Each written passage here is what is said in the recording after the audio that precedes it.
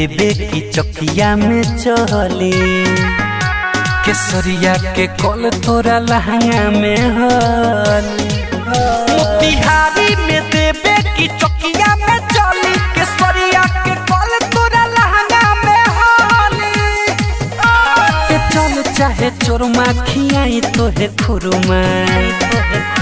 ते चल चाहे चोरमा खियाई तोहे खुरमा सखपुरवा के कल तोरा लहंगा में हली मोतिहारी में देवे की चकिया में चली केसरिया के कल तोरा लहंगा में हली लहंगा में हली लहंगा में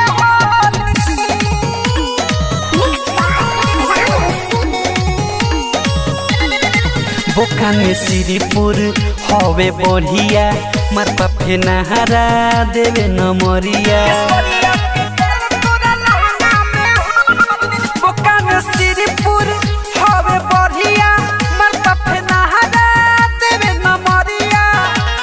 बखरी पताहिया पकड़ी नवादा मझोलिया के लइका जे पाजा में धली मोतिहारी में देवे की चकिया में चली केसरिया के कल तोरा लहंगा में हली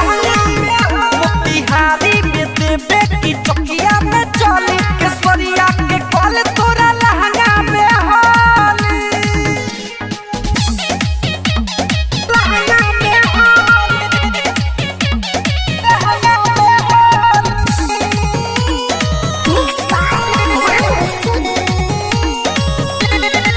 पिपरा बेतिया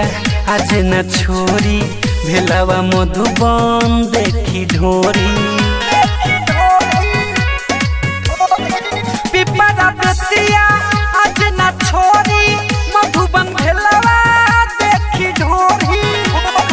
अरुणया सिकरा मुरबी रंजन लुदन सानु संग जवानी तोरे खिली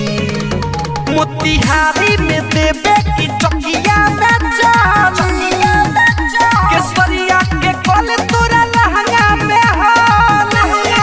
मोतिहारी में देवे की चकिया में चली केसरिया के कल तोरा लहंगा में हली मां मनोकामना रिकॉर्डिंग स्टूडियो